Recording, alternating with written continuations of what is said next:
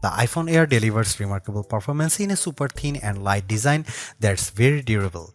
I especially like getting A19 Pro power in something this compact, but you have to make some trade-offs for the steep $1,000 price.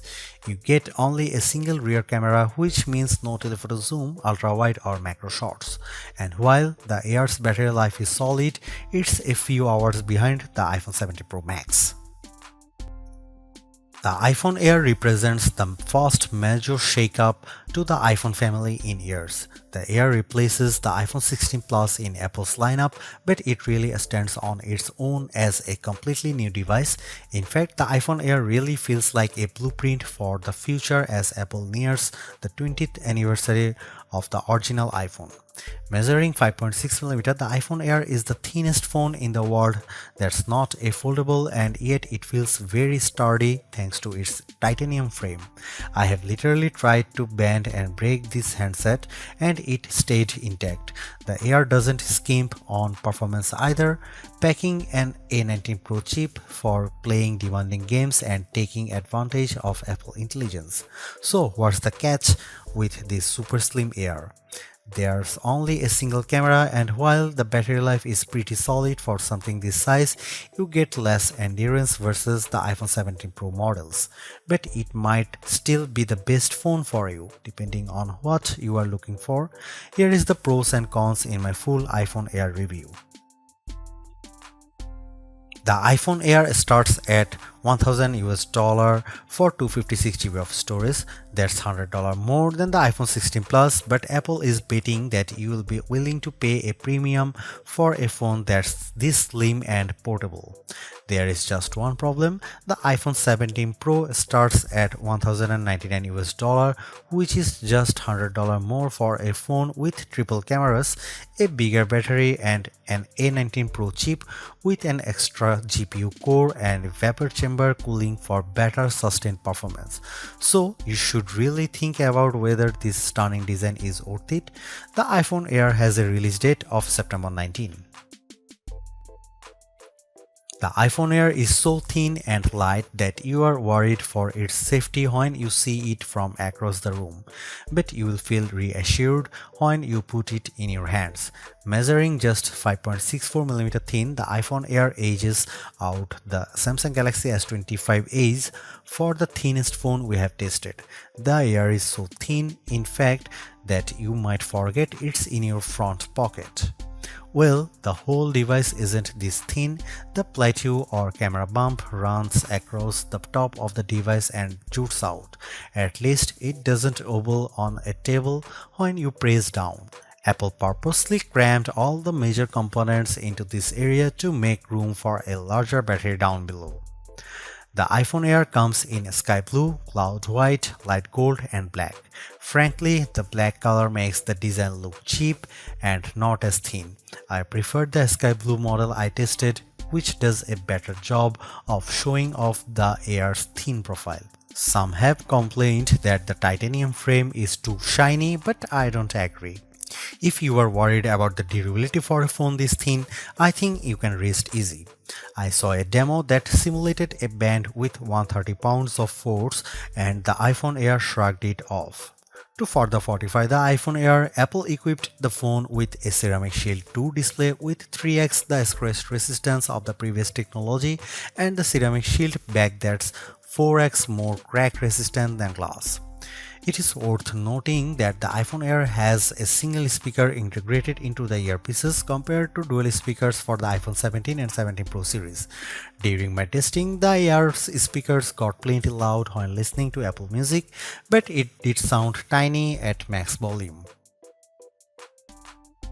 The iPhone Air features a single 48MP fusion camera with 2x optical quality zoom. No telephoto, no ultra-wide, but it is a pretty strong performer based on my testing. Just don't expect much more from the 10x digital zoom. The iPhone Air does bring some cool new camera features to the table that are also available on the iPhone 17, 17 Pro and 17 Pro Max. This includes an 18MP center stage front camera that leverages a square sensor to let you shoot landscape selfies without having to flip the phone in your hand. Here are some camera samples of the new iPhone Air.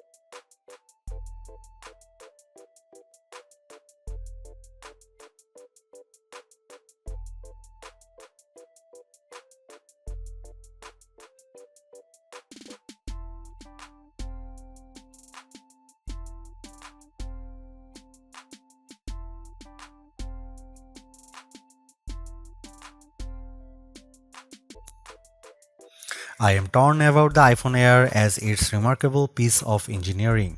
This design is amazingly thin and light, and Apple deserves serious credit for making it so durable. It feels so strong, I don't think I would bother with a case. I also like how well the iPhone Air performs. No, it doesn't have the graphics might or sustained performance of the iPhone 17 Pro or Pro Max, but it's faster than the Galaxy S25 Edge and remains fairly cool under pressure, and it offers better sustained performance than Samsung's slim phone. However, I don't like the shoppers have to give up both an ultra-wide lens and telephoto zoom with the iPhone Air. At least Samsung gives you an ultra-wide camera that enables macro photography, but the iPhone Air's main 48 megapixel camera is very good overall. Apple left some other features on the cutting room floor as well, as such as fast charging and cinematic mode for video, so in sometimes the Air feels more like an iPhone Lite. Overall, I think the iPhone Air is worth buying for those who want a super slim phone that's very easy to carry, that doesn't sacrifice too much on performance, but you will have to live with some trade-offs if you want something this compact.